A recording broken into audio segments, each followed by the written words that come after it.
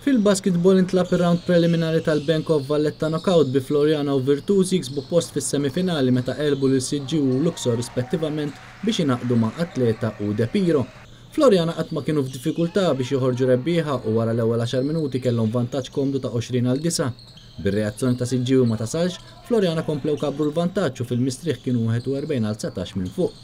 Il-Furjaniżi mbagħad għarfu jikkontrollaw dan il-vantaġġ komdu mingħajr wisq diffikultà biex spiċċaw rebbieħa 78-53 bl-aħjar scorer ikun Nick Udengdang ta' Floriana u Adrian Mikallef ta' Siġġiewi, it-tnejn bi 23 punt kull wieħed.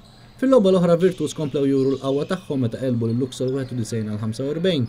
Wara l-ewwel 10 minuti bilanċjati bil-Virtus 23-19 minn fuq, l-istess Virtus żiedu fil-lob tagħhom fit-tieni sessjoni u marru jistrieħu 49-30 fil-vantaġġ.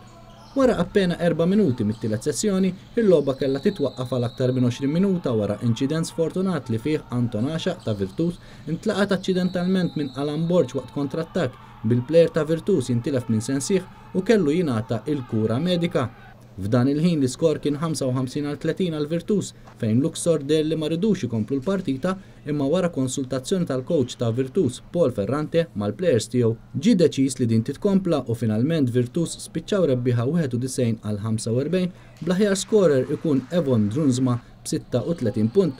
Mill-kampjonat St. James tan-nisa kien hemm rebħiet għal De Piro u Luxor fuq Atleta u Hibs rispettivament.